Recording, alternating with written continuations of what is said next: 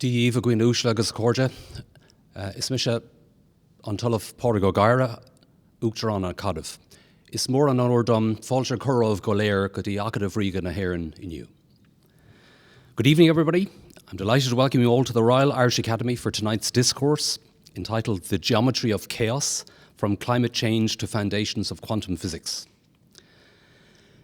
So as introduced, my name is Pat Gyrey. I'm the President of the Royal Irish Academy, and also present this evening are the Academy Treasurer, Professor Mary Kelly, and we send our best regards to the Academy Secretary, Professor Mary O'Dowd, who unfortunately is ill this evening and cannot join us as a result. So Academy Discourses are the oldest and most renowned series of talks in Ireland. The first discourses were presented in 1786. Historically, they were the occasion reserved for the most distinguished academics, they still are, by the way, to reveal and discuss their work in public. We now record these discourses, I don't think they did in 1786, and they are available on the Academy's website for you to peruse and watch at your leisure. Before we begin, we have some short Academy business to undertake. The minutes of our last discourse, entitled Grange Gorman, From the Era of Neglect to the Era of the Asylum and Back, which was held on the 13th of December 2023, were posted online. Since our members did not inform us of any issues with these minutes, I will take these as approved, and I will sign the minute book after this discourse concludes. So it's a great pleasure to welcome our esteemed speakers for this evening's discourse. Professor Tim Palmer is a Royal Society Research Fellow at the University of Oxford. His PhD was in general relativity theory, but he spent much of his career researching the nonlinear dynamics of our climate system. Amongst other things, he discovered the world's largest breaking waves in the stratosphere and pioneers the development of probabilistic ensemble prediction techniques for weather and climate forecasting. He was awarded the Royal that's easy for me to say, the Royal Astronomical, which is a very big word, it's an astronomical word, Society's 2023 Gold Medal for Geophysics for his outstanding work in advancing the understanding and prediction of climate and weather. Of course, Tim, in Ireland, if it's not raining, it will be soon. So there's the prediction for our weather. Professor Palmer was elected as an honorary member of the Royal Irish Academy last year. His recent book, The Primacy of Doubt, From Climate Change to Quantum Physics, How the Science of Uncertainty Can Help Predict and Understand Our Chaotic World, will be available to purchase after this discourse. And I'm sure if you ask nicely, Tim will also sign a copy. For the response, it's Professor Luke Drury, MRIA. He's chair of the ALIA, the All-European Academy's Open Science Task Force. He was a former president of the Royal Irish Academy from 2011 to 2014. So without any further ado, now to the discourse. Professor Palmer, over to you. I look forward to this.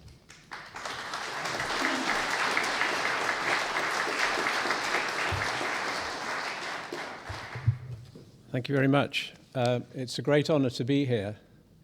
You know, I was actually feeling quite comfortable about this talk until about 5 minutes ago when I asked the President how many discourses there are a year. I'd assumed they were kind of every other week and they just grab people off the street to give talks.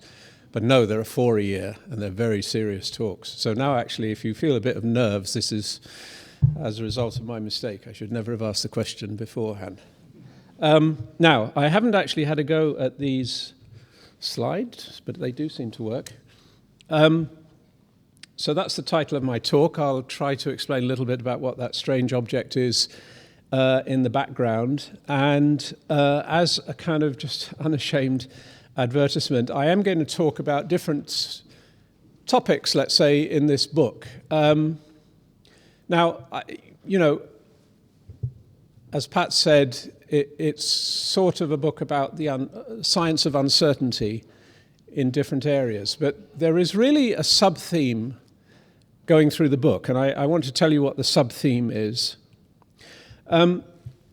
If you were to ask a group of physicists to name the greatest theories of 20th century physics, without any doubt whatsoever, they would say quantum theory and relativity theory. So Einstein's theory of gravity, general relativity, the culmination of his theory of relativity, and the then subsequent quantum mechanics, whose, you could say broadly, proposed by Schrödinger, who was, of course, lived here for many years in Dublin, and Heisenberg. What I'm going to try to persuade you is that we should actually think of three, a sort of triumvirate of theories, and chaos theory also vying with these two for a kind of position as a preeminent theory of 20th century physics. Now, to be a great theory, I think, it has to tick two boxes. One is that it has to make very fundamental, improve our fundamental understanding of nature.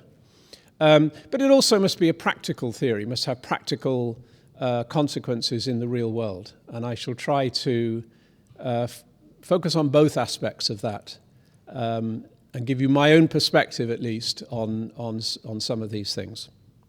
So what is chaos theory? Well, chaos theory, I think a common perception, which is not a bad perception, is that it's a theory about relatively simple systems that can have very complicated behaviors. And this is a picture in my office in Oxford of myself and a couple of my group looking at a pendulum, which instead of just having one pivot, if you like, at the top, it's got these two pivots, so there are two arms. And it's a kind of time-lapse photo. There's a little LED at the tip of the pendulum, and you can see just from the time-lapse that the motion of that tip is really very complicated. It would be very difficult, for example, to describe that LED path with a simple equation. Very complicated system.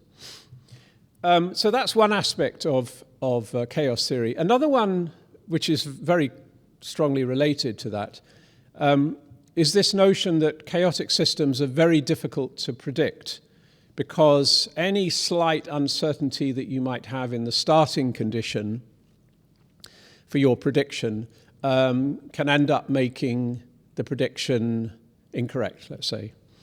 And I can illustrate that with a very nice animation that was made by a colleague of this same double pendulum. So there it goes. And you might think we're looking at one. Well, no, you can see we're not looking at one. We're looking at a whole ensemble of animations of this double pendulum.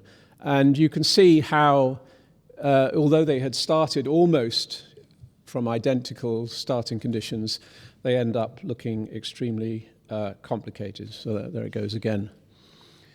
So chaotic systems are systems where uncertainty grows technically exponentially with time. This is another practical, let's see, here we go, practical example of a chaotic system. It's a pendulum that's affected by magnets. So it's a sort of metal pendulum which goes under these magnets. I sometimes like to call this the executive decision maker, because you buy 1 million shares of the company that it ends up on. You see, you might think, oh no, it's going to stop there. But see, so it's very difficult, does actually end up stopping there. So, and we'll come back to this example later on in the talk.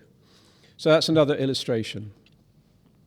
Now, the object I showed right at the very beginning in that title slide was discovered by a guy called Ed Lorenz, and he was an American meteorologist, somebody actually I knew quite well, based at MIT. And back in the 1960s, he was kind of plagued by statisticians from MIT who came up to him and said, predicting the weather is very simple. You just need to find a day like today back in your archives of weather, and you use, whatever happened a month after that analog day. That's your prediction for today. So the statisticians were trying to tell him that weather prediction was very simple if you viewed it as a statistical problem in statistics.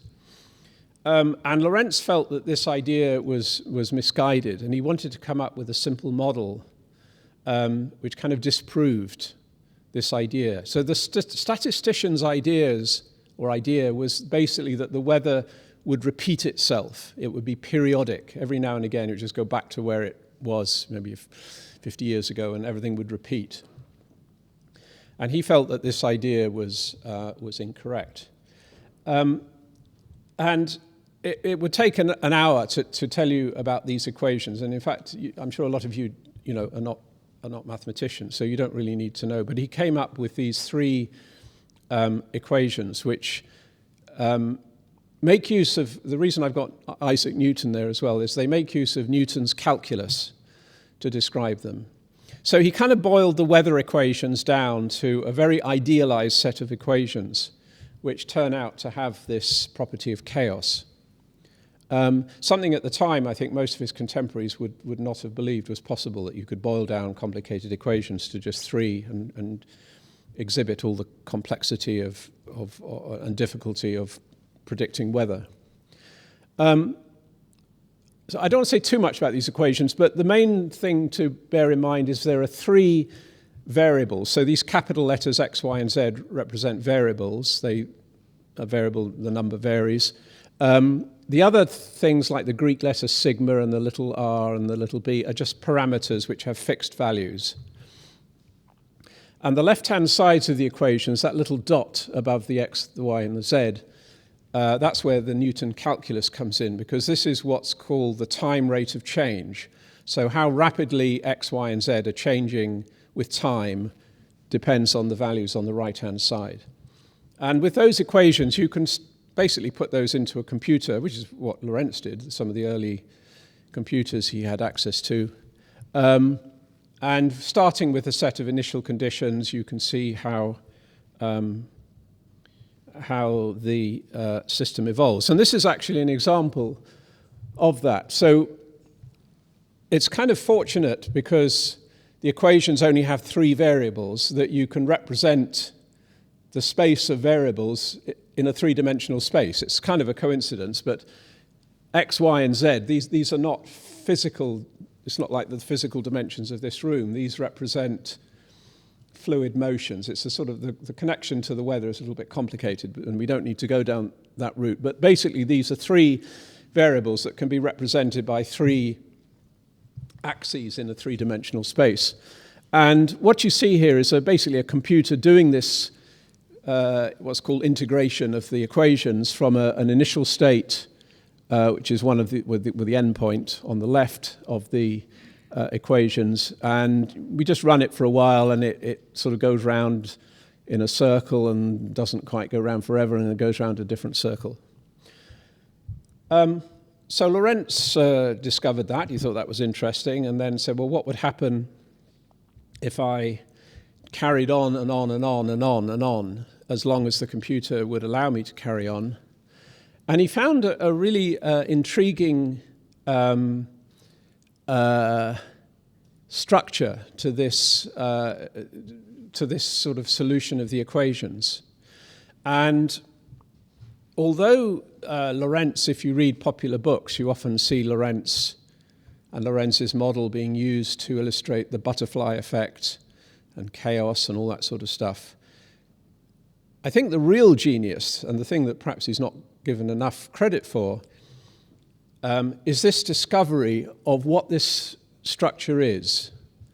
Because what he realized, and I perhaps won't read, you can read it if you like, that's from his famous paper in 1963. Basically, he realized what this thing was what we now call a fractal. In other words, the trajectories, this wasn't just a simple sort of one-dimensional curve that just looks very complicated.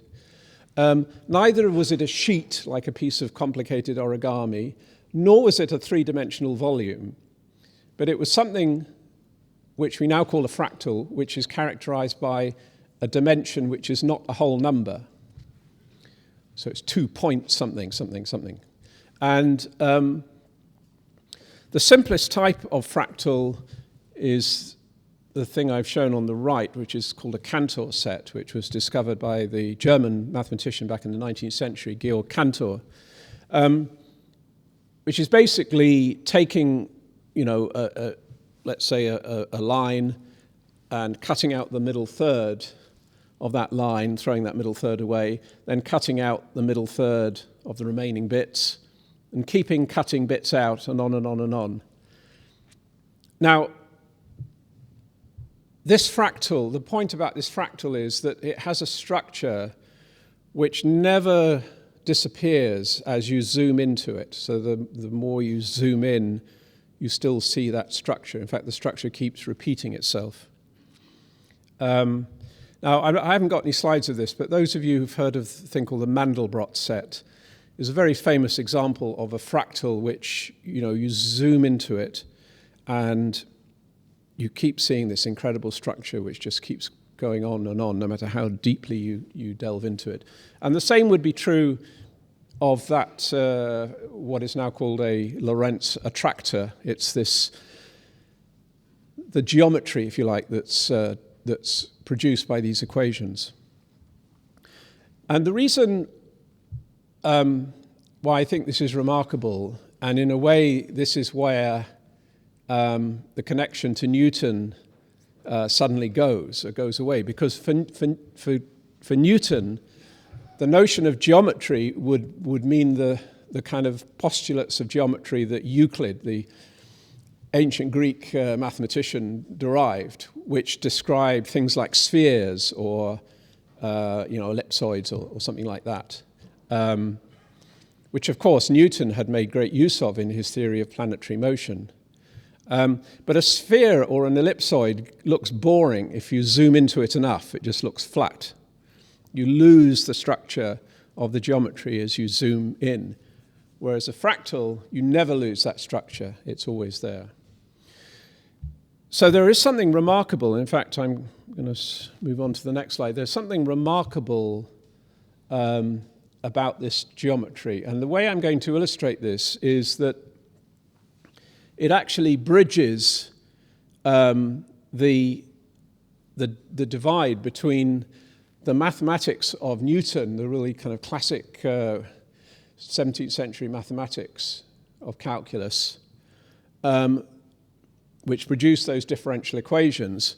But the equations produce this geometry, and as I'm going to show you in the next few slides, it links to some of the very, very, very deepest theorems of mathematics of the 20th century. So those are three great 20th century mathematicians, the Austrian, I think, Kurt Gödel, Alan Turing, who I discovered his mother was from Ireland, and the parents got married somewhere very close to here in the church in Dublin. And the one on the right is Andrew Wiles, who's a professor of maths at Oxford, but possibly the most famous mathematician alive today, because he famously proved something called Fermat's last theorem, which I'll come on to very briefly. So what I'm claiming then is that whilst Newton would have looked at those equations and said, oh yeah, I understand those. Those are nonlinear differential equations. He might have even used those exact words. He would have been completely shocked and bamboozled, if you like, by the geometry that those equations produce. And as I'll say in a minute, that geometry links very closely to some of these very profound, really profound mathematical results of the 20th century mathematics. So Gödel is known for his so-called incompleteness theorem. It's a kind of result, very profound result in mathematical logic, which basically says that the set of mathematical truths is much, much greater than the set of mathematical theorems that have proofs. So it's a kind of, as I say, it's kind of almost very metaphysical result, but quite deep. And a very specific example of that was proven by Turing. And actually, to come up with the proof of this specific result, Turing basically invented the modern computer, the structure of a modern digital computer. But this was back in the 30s, before there were any digital computers. So what he took on was what's called Hilbert's decision problem, which basically says, can we design an algorithm, which you could today read as a computer program, if you like, which you would feed in some theorem, potential theorem, and basically what you want is that the program looks at it and churns around a bit and comes up, this is true or this is false. So is there such a procedure in principle that could determine the truths or falsehoods of this famous Hilbert decision problem? Hilbert was one of the kind of great mathematicians of the early 20th century. And in a way, consistent with Gödel's theorem, what Turing showed was that, no, this was not possible, that essentially limiting the use of computers for proving mathematical results.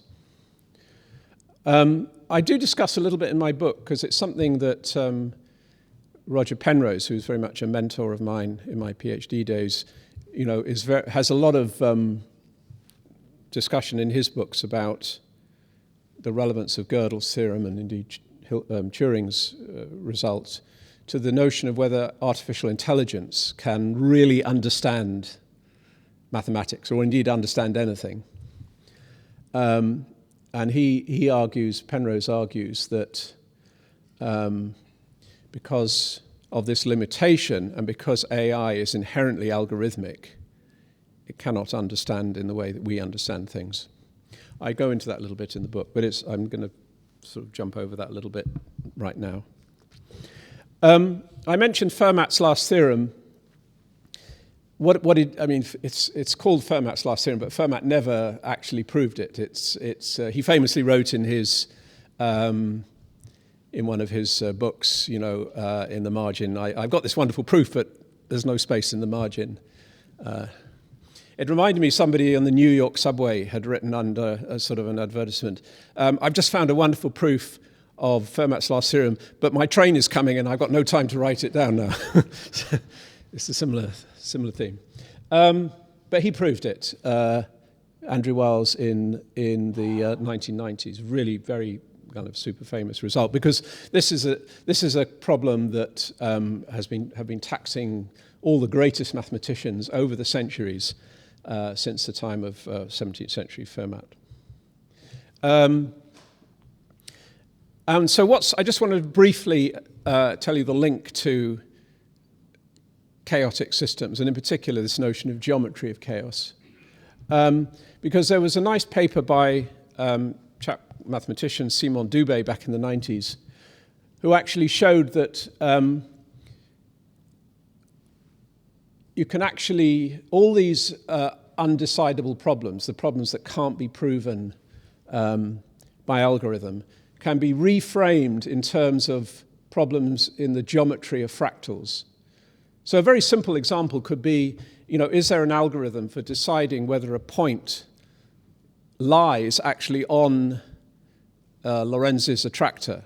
Because there are always gaps, and the more you zoom in, there are gaps within the gaps and so on. And basically, the answer is you can't decide by algorithm whether a point lies on the attractor. And basically what Dubé did was take all the classical undecidable problems, like Hilbert's decision problem, proving, getting an algorithm for proving whether a theorem is true or false, and showing it has an analogous formulation in terms of the geometry of fractals. And then in terms of Fermat's last theorem, so Andrew Wiles is what's called a number theorist. Number theory, it sounds like that's really elementary, numbers. But number theory is probably the most complicated of all branches of mathematics. And it's so complicated, they don't even use the kind of numbers that we would recognize as numbers. And there's a whole area of mathematics using a type of number which even physicists, I think, probably don't really understand, called p-adic numbers. But it turns out that the simplest way of understanding p-adic numbers, what are called p-adic numbers, is that it's a type of number system that you need if you want to do arithmetic and algebra and calculus and all these sort of things on fractal geometry. So I think probably I won't dwell upon that, so I'll be taking too long. But there's a very, very strong linkage between these numbers that Wiles and his colleagues used was absolutely central to his proof of Fermat's last theorem and fractal geometry. So that's why I'm saying there's this really curious link between Newton and Lorentz on the one hand, and then down to these great mathematicians of the 20th century.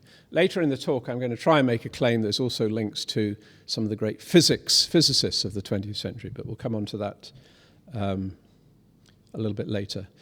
So this is a little bit esoteric, right? So I'm going to try and jump to rather more practical issues and things that I have been, have taken much of my career working on. So you might get the impression that a chaotic system is inherently unpredictable. And to some extent that's true, in the sense that if you wait like forever,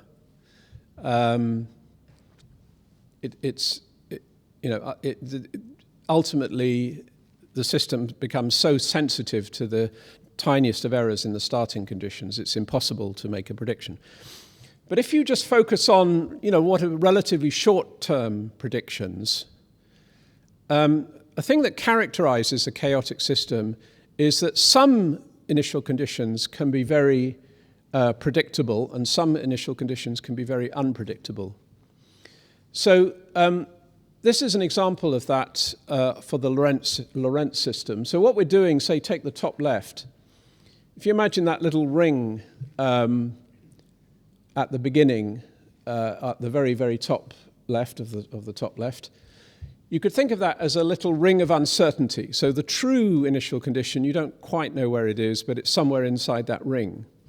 And then we're going to march forward in time, maybe, let's say if it was talking about weather, it could be a day or 12 hours or something.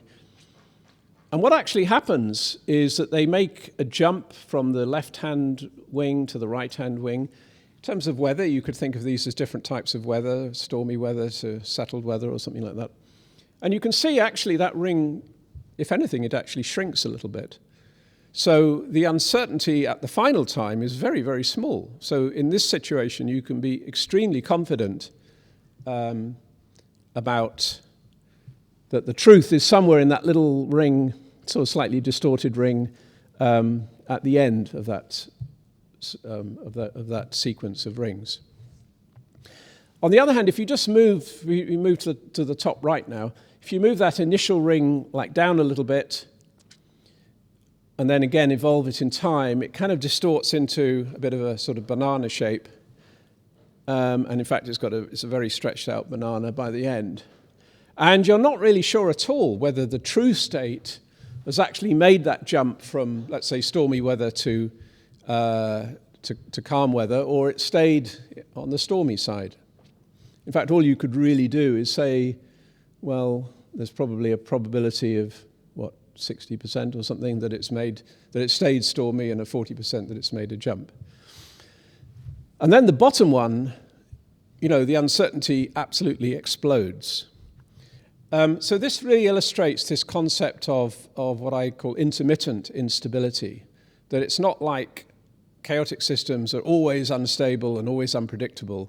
The instability that causes the unpredictability can be localized in a rather small part of this attractor. Now, many years ago now, I joined a place called the European Centre for Medium-Range Weather Forecasts in Reading, which Ireland is a member state country. And in those days, the forecasts were definitely very, what we call deterministic. It will be sunny tomorrow, it will be rainy the day after that, and so on. Very, and the forecasters on the TV were instructed to be very sure of themselves, And I was aware of this stuff, and I was saying, but look, this is a dangerous strategy because we're going to be caught out. Now, the alternative you see would be instead of running a single forecast, you'd run a whole load of them, 50 forecasts, from very slightly different starting conditions, and look to see, are they, after a week or so, is it like the top one where they all stick together? Or is it like the bottom one where they all explode apart? Because if it's like the bottom one, then you're not going to be able to say anything very definite about the weather, in a few days' time. And I had lots of very kind of esoteric discussions with my colleagues about this. But fortunately, nature decided, because in 1987, in southern England, there was the mother of all storms, October 87. And famously, the BBC weather forecaster that the evening before came on and said, oh, it'll be a little bit breezy, but nothing to worry about. And, famously, the Kent town of Sevenoaks became No Oaks, and there was complete devastation. And the director of the Met Office was under extreme pressure to resign because they were giving all these millions of pounds for big computers and satellites and things, and you can't even predict the worst storm that's ever happened a few hours before. So this was a very good example of that bottom situation, and as I say, it kind of people realized they had to rethink the way weather forecasting is done. So nowadays, what's called ensemble forecasting is pretty much routine around the world. And one area where it's had you may be annoyed actually, because when you look at your weather app and you want to know whether it's raining, it just gives you a probability, and you're going, oh God, why can't it just tell us when it's going to rain? Well, I'm afraid that's a consequence of these ensembles. This is what they're looking at, the number of ensemble members where it's raining in Dublin tomorrow or something. And if only 80% of the ensemble members it's raining, then that's the probability it's going to rain, and that's the best we can do. Now, you might find that's a bit of a nuisance, but let me just show you an example of an area where it's having a really important, I think, humanitarian impact. So what I'm showing on the left are three examples, and they're supposed to mirror the three examples of the Lorentz attractor. So I showed the very predictable, the not so predictable, and extremely unpredictable parts of the Lorentz attractor.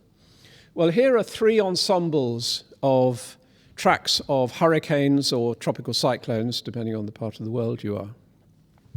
And the top one, we're looking sort of typically about a week before these things make landfall. And the top one is a cyclone called Cider, and you can see at that range, although there's a bit of uncertainty, if you were head of the Bangladesh Met Service, you would know there's a pretty good chance something pretty terrible is going to happen in a week or so, and you would send out warnings for people, particularly Bangladesh, where a lot of people live in very low-lying areas, on the Brahmaputra or Ganges, wherever, and prone to storm surges that these hurricanes would produce, tropical cyclones. So very high probability. So you could pretty much send out the warning straight away, take action, move your livestock, whatever, to higher ground, and yourselves indeed.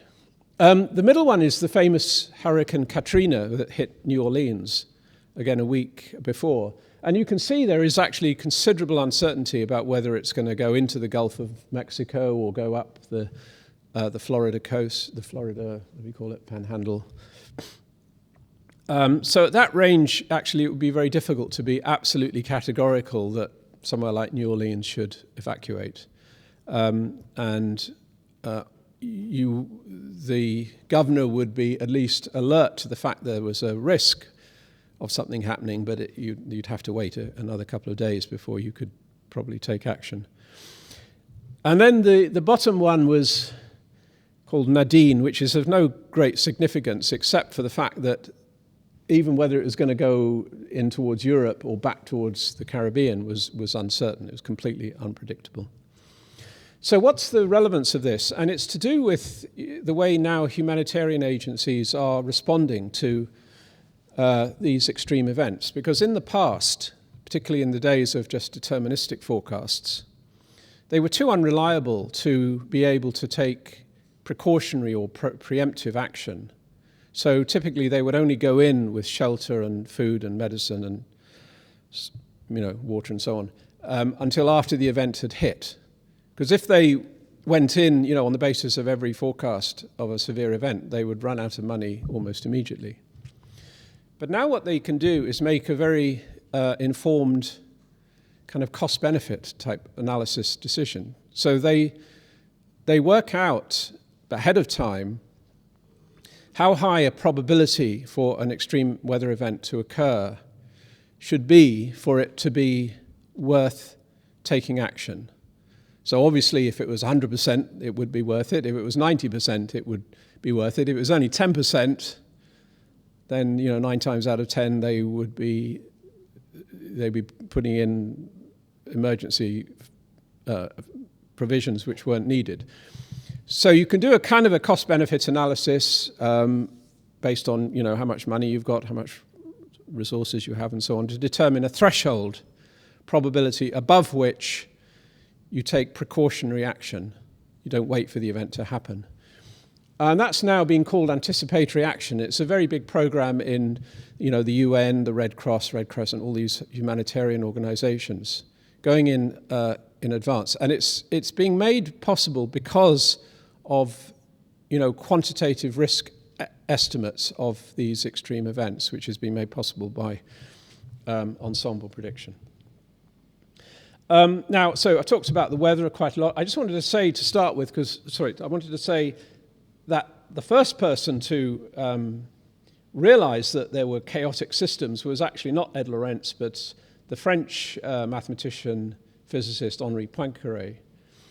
And if I can get this to work, well, what I'm going to show you and he was looking at the solar system.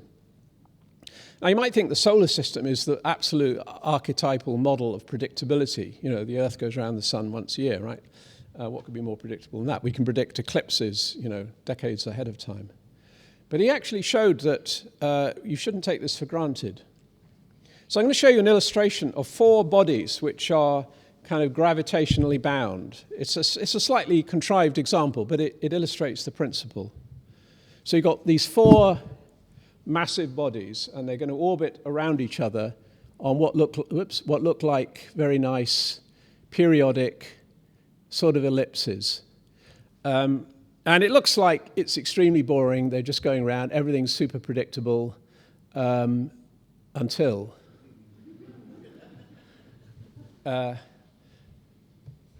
So don't take it for granted that the Earth is going to go nicely around the sun once a year. Actually, there is a serious possibility that something like this might happen to the planet Mercury in maybe a few million years. But this is, again, a rather nice example, again, of this kind of intermittent instability. It's not manifest all the time, it's just hits. And in the book, I've tried to discuss a number of kind of topical areas like, well, COVID, economic prediction, conflict prediction. Our health is, as a community, is pretty sort of reasonable most of the time, but then suddenly out of nowhere these pandemics come. The economy ticks along quite well most of the time until suddenly we get some big financial meltdown, and we sort of get along with each other until we get these wars. So are all these examples of nonlinear intermittent instability? And in particular, can we use the methods of ensemble prediction to give us heads-ups, if you like, heads-up, whatever the phrase is, of impending instability and meltdown? So I have chapters on this. I had an email from Ben Bernanke, who said that he's got my book to read as part of the review of the Bank of England's lousy GDP and inflation predictions. And I have a chapter, as I say, on economic prediction where I'm a bit critical, let's say, of the way the economists deal with the economy. But anyway, that will be going off at a tangent, which I won't do. In fact, I want to come back to that example at the beginning of the executive decision maker, because sometimes people say about climate change that they know that the weather is chaotic. They know deterministic weather forecasts can go wrong after a few days. So they say, well, how on earth can you possibly predict climate change 100 years from now if you can't predict the weather 5 days from now? And my typical response to that is to say, well, it's not the same type of problem.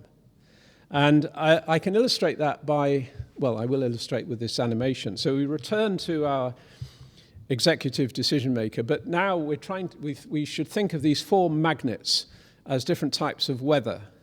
Maybe cold weather on the left, warm weather on the right, rainy weather, the one near to us, dry weather or something, the one further away. So the magnet, the animation I showed you earlier, you take my word for it, but I mean it's fairly obvious, isn't it? That as long as the thing is sitting like flat on the table or whatever, on average the pendulum is going to spend a quarter of the time going around each of the 4 magnets. So there's no bias there's no preference for the pendulum bob to be over one magnet rather than the other. But what we're going to do now is bias the system. We're going to slide a little wedge. Here it goes, and off it goes again. And again, it's chaotic. You can't say for certain where the pendulum will be, but you can kind of see, I think, by eye that it's favouring the yellow one on the right. The probability is increased. So if that was the warm weather, that we'd be seeing an increased probability of warm weather. So that's the idea, and in fact it ends up there. So the idea is the wedge is representing our emissions of carbon dioxide into the atmosphere, and that is kind of biasing the statistics of weather in a certain way. And that, if you view it in that sense, it's a predictable. It's a well-posed, predictable problem in the sense that, you can't say what the weather's going to be like on the 1st of June 2021, 22 or something. But what you can say is the likelihood of certain types of weather in 21, 22 compared, say, to what we see today. Now, I did want to flag something I only learnt recently. A colleague of mine, a fellow at the Academy, Ray Bates. And I think Ray I value this in our community, people that are skeptical and ask questions about climate change. And he did have some deep questions about climate change. And what I would say is I don't think he didn't question the model I just showed. There is still a big uncertainty in a sense, which is how big that wedge is, how thick the wedge is. And that's a very, very, very difficult problem because I said to you it's about CO2, and it is about our emissions of CO2. But the size of that wedge, how much that wedge is changing the statistics of weather, is not purely about the CO2. It's about the knock-on effects that CO2 have on the water cycle, things like clouds and water vapor. These are things which can amplify, or indeed in the case of clouds, they could damp the climate change signal. And, the size of that wedge, how much it's perturbing the weather systems, critically does depend on these estimates of what are called cloud feedbacks and water vapor feedback, and indeed other types of feedbacks, which are very complex problems. And I go at great length in my book to discuss these uncertainties. And, I say to people, if you hear somebody say, we're all going to die from climate change, you can discount that as much as somebody will say, oh, climate change is insignificant and we don't have to worry about it. Both of those views are unscientific. The fact of the matter is, if you want to represent climate change, you have to represent it in terms of probability distributions of things. In a way, a bit like the weather forecast is probabilistic, climate change is probabilistic. And what we decide to do about climate change, in other words, whether we take action now to lessen the risk of these extreme weather events, is a matter of balancing the consequences of climate change with the costs of action. And that's not a purely scientific problem. It's a political problem. It's an economic problem. So my own view is it's kind of important in this whole area. And when the two get muddied, it leads to more heat than light, if you like. That we have to separate out the science from the politics, and they are separable. But you have to understand, making that decision about what we do about climate change is not something that science can answer by itself, because you have to make value judgments. So people that just say, listen to the scientists, that's actually not strictly correct, I don't think. Pat, how am I doing? I'll carry on for another few minutes. I've got a couple more things I wanted to say. I'm going to skip over this a little bit quickly, but I just want to bring this up because it involves a very famous Irish mathematician, physicist, George Stokes, who basically, with Frenchman Claude Navier, basically wrote down a very famous equation in physics and mathematics, which is the equation for a fluid like the atmosphere or the ocean. It's a formulation of Newton's second law of motion for something very complicated like a turbulent fluid. And this is central to climate models. So in coming up with predictions of climate change, Lorenz's model is no good at all. We have to use the full, what are called Navier-Stokes equations. But these are devilishly difficult to solve. You need a big computer. And what you do with a computer is you try to represent the climate system with little boxes called grid boxes. And there's an assumption that within each grid box, the atmosphere is completely, or the ocean is completely homogeneous and unchanging. And that's needed to solve the equations on the computer, but it's an approximation which is kind of unsatisfactory.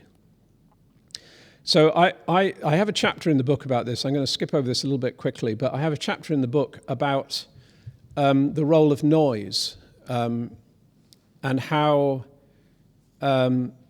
even though equations like Navier-Stokes equations are completely deterministic, there's no randomness, if you like, in that equation. Every term is well defined. When you solve these equations on a computer, it's actually beneficial to add noise to the equations to represent kind of variability within these grid boxes. And I got quite interested over the years. This is where I'm leading to, and I'm going to skip over it because of time. But I've got interested over the years in talking to computer manufacturers about actually making computers noisy. And for many applications, it would be the last thing you'd want. You want a computer to give you an exact number. You know, if you're sending money to somebody's bank account, you don't want to just add noise to the last couple of digits of the bank account numbers. But for many of these fluid mechanical calculations, actually, noise, as I say, noise is an advantage. And the thing is, you can actually introduce noise into a computer, if you like, for negative energy, because you just turn down the voltage across the transistors. They start to become noisy. So it's a very energy efficient way of introducing noise. And in trying to come up with, does nature make use of this in other aspects, it's got me very interested in the brain. And I think there's overwhelming evidence that the brain is a noisy computer, if you like. It runs on 20 watts, 6 orders of magnitude less than a modern supercomputer, yet doing much the same amount of data processing that a big computer does. But unlike computers, we seem to be creative people, and we have clever ideas. And where does that come from? And I think it comes actually from the noise in the computer. It's what gives us our crazy ideas, that we either bat down and say, that's rubbish, that's rubbish, that's rubbish. But occasionally, oh yeah, that's a good idea. So I have a chapter in the book about how in non-linear systems, noise can be your friend. It's not the nuisance that you typically think it can be. I'm going to finish with a somewhat controversial area, although it brings in another great Irish physicist, John Bell, who was from Belfast. And this is the last bit of my diagram trying to link Lorenz's geometry to some of the great physicists of the 20th century. So Albert Einstein, Niels Bohr, these are the two founders of quantum mechanics. And John Bell, who in the 1960s came up with a potential, well, it's turned out actual way of trying to distinguish the different perspectives that Einstein and Bohr had about quantum mechanics. So you may be aware there's these famous debates in the 1920s at what are called the Solvay conferences in Belgium between Einstein and Bohr about the nature of reality at the quantum level.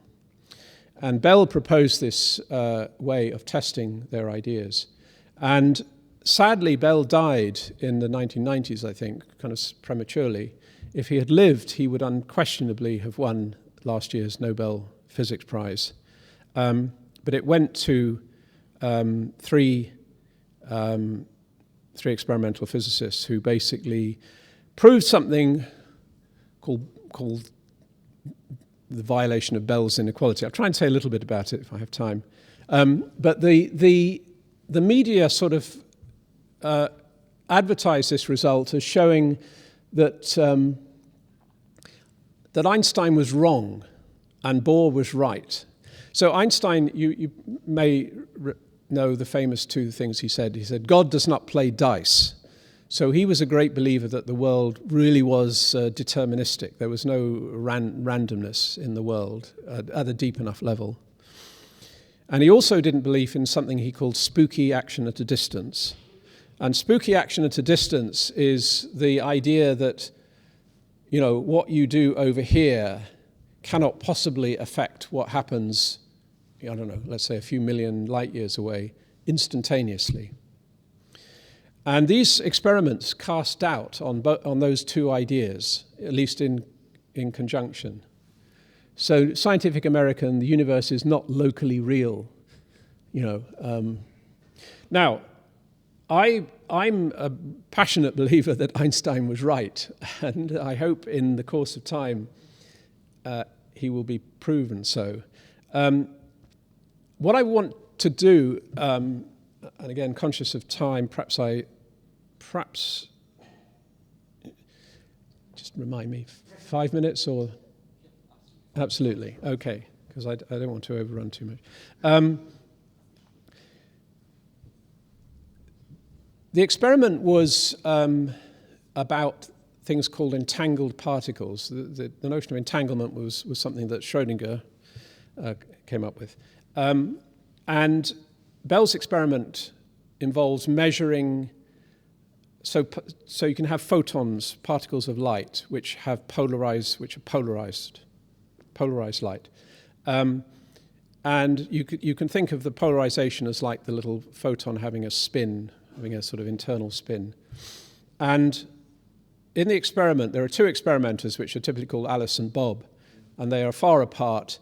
This source spits out these two entangled particles which travel, you know, in opposite directions. And Alice and Bob measure the spin of these particles. But when they measure them, they have an apparatus which they align. The polarization apparatus is aligned in a certain direction. And the result of the measurement is that the photon is either deemed to be up or down, have a polarization that's up or down relative to that direction. And in the experiment, Alice and Bob have two possible directions they can set their polarization equipment. And just for the sake of argument, they do 4 sort of sets of experiments, for the sake of argument, on different days of the week, Monday, Tuesday, Wednesday, Thursday, with the 4 different settings. And then they look at the correlation of the up. If Bob got up, did Alice get up? If Bob got down, did Alice get up or down? And they look at the correlations. And this Bell thing called Bell inequality says that experimentally, this set of correlation values, don't worry about the details, can exceed a number. And the problem is that people thought that it was impossible for an Einstein type of theory, which didn't have spooky action at a distance and everything was deterministic, to satisfy that inequality. So that's why Einstein was claimed to be wrong. Now, there is an assumption here to do with what's called counterfactual definiteness, which I think I'm going to not go into at all, except to say that in physics, counterfactual reasoning is very, very commonplace. So if I was to, if the boy threw the ball to the father and the father caught the ball, and you said, well, what if the boy had thrown the ball with half the speed? Would it have reached the father? Well, you can plug the numbers into a simple formula using Newton's laws, and it'll tell you how far the ball would have gone, and you can answer that question. So Newton's laws allow for counterfactual reasoning. But when you get to chaotic systems, it's really not that simple because you have these gaps in the attractor. So if you take the view, I'm going to skip over this a little bit, but if you take the view that the whole universe is a chaotic system evolving on one of these Lorentz-type attractors, where the real states of the world lie on the attractor. So they're on one of these trajectories, Monday, Tuesday, Wednesday, Thursday. And then you consider these counterfactuals, which are crucial in that Bell theorem. If you had done, let's say, Wednesday's experiment with a different setting for your apparatuses, would that have satisfied the laws of physics? And the way I've drawn this is that there is the potential for Wednesday's result to lie in a gap. Now, this provides, in my view, a completely new way of interpreting this Bell result, which could ultimately lend support to Einstein's view. What I'm going to do is finish with this slide. This is my last slide, but this is what I feel to be the message behind all this. So if you don't worry about the detail, but it's kind of relevant because earlier this week there was a big announcement from CERN that they want to build an even bigger Large Hadron Collider under the Lake Geneva and so on, sort of many, many, many tens of billions of dollars. And this is very much predicated on the philosophy that to understand more and more about the world, we need to probe smaller and smaller scales. And this has served us pretty well, I would say, in science over the years. But I question, actually, whether this philosophy might be breaking down. Because if this result about the Lorentz attractor is correct, then it's telling us that the laws of physics, at their most fundamental, may be as much about the very large scale structure of the universe as about the structure on these very, very smallest scales. And by ignoring the potential role of the universe on the largest scale, we might actually be misleading ourselves that we can formulate better theories of physics by just probing smaller and smaller scales. And to me, it's a little bit like, trying to understand Escher's famous hands drawing hands picture. By just zooming in to a tiny part of the picture, we might get some information about how clever Escher was as a drawer and a lithographer, but we get no idea about the meaning, if you like, or the sense of the purpose of the picture. So I kind of feel this really opens up quite a big kind of vista in terms of what direction fundamental physics should be going. And this is sort of one of the reasons why I want to suggest to you that chaos theory should be that third vertex in the triangle, because not only has it practical value for things like humanitarian aid in the presence of extreme weather, it also provides some insights into completely different directions which physics could go to understand better the universe and why we're here, and the very deepest nature of quantum mechanics. So with that, I will stop. Thank you very much indeed.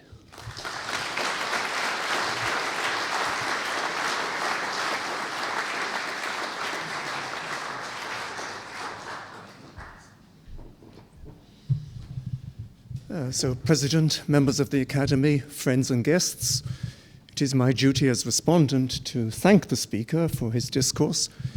Anyone who's ever had to give an academy discourse will realize, I think, that it is in some ways an impossible task. On the one hand, you are meant to discuss something which is intellectually stimulating and challenging, lies at the forefront of our current understanding, and yet at the same time, it should be generally accessible to a broad audience. And of course, these are contradictory aims. There's a tension here. But these are tensions which also are experienced by anyone who has to write a popular science book. And in many ways, the best discourses are those which are based on a popular book, and Tim's is no exception. And if you want to understand a bit more about what he was talking about, then I can do no better than to recommend that you buy his book. I'll take my 10% afterwards. Yeah. But more seriously, if giving a discourse is impossible, then responding to one is even harder. I mean, one would like to make some comments which put this into a context. And I think perhaps the important thing here is the real contribution to humanity that Tim has made is to emphasize the importance of ensemble modeling. And I absolutely agree. This is a key step forward.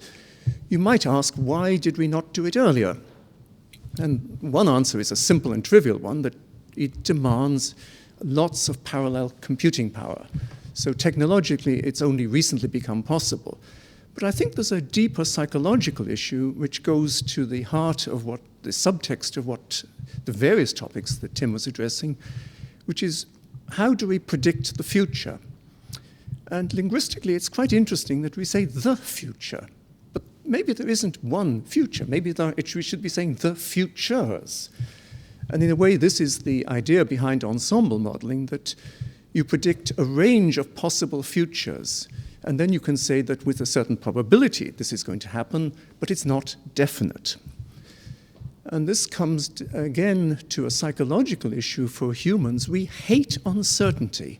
We are not happy with doubt and uncertainty. We want to know what the future is going to be, and we demand precise answers, which is, I think, why we have all the quack astrologers and fortune tellers who make a lot of money pretending that they can give us a definite answer. But reality isn't like that. The reality is grey, murky, uncertain, and we have to live with it and understand it. And I would agree with Tim that I think chaos theory and the discovery of strange attractors and the very complicated dynamics that these otherwise quite simple systems can exhibit is a real step forward in our understanding. Now, I would not personally put it up on the same level as general relativity and quantum mechanics, and I think most of my physics colleagues would probably agree, but in the sense of a stimulating idea, a provocative idea, then the idea that somehow a superdeterministic model of quantum mechanics based on fractal geometry might actually resolve some of the deep, deep philosophical issues we have about, is nature deterministic or not? Is it probabilistic? These are very old issues, actually. In fact, if you go way, way back, Epicurus took over the Democritus's atomic theory, but introduced the swerve, a sort of little noise term to create a bit of chaos and randomness. So there are these ideas go way, way back. Interestingly, Newton did not actually believe that the solar system was completely stable. He felt that God would occasionally have to intervene and adjust his clockwork a little bit, whereas Laplace famously thought it would be completely deterministic and stable, which was wrong. So there are really deep issues here. They touch on issues of free will, of causality, how you understand quantum mechanics, how you understand physics. I won't delay you any longer. I just wanted to put a little bit of context around what Tim has been talking about, and once again, thank him for his discourse.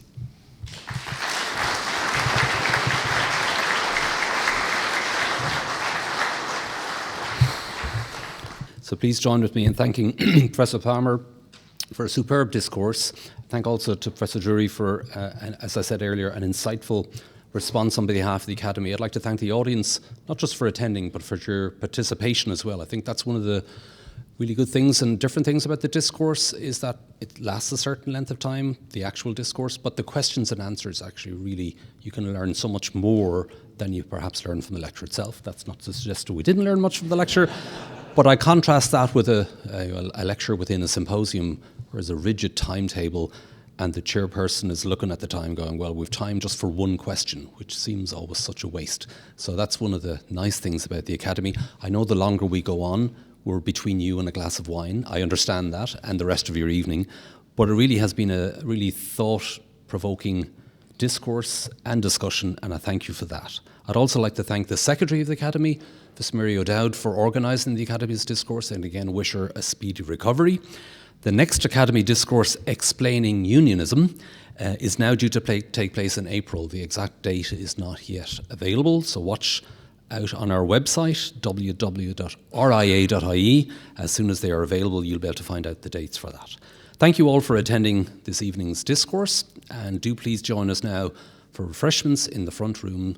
Slán Liv go fóill. Gorv míle maith agad.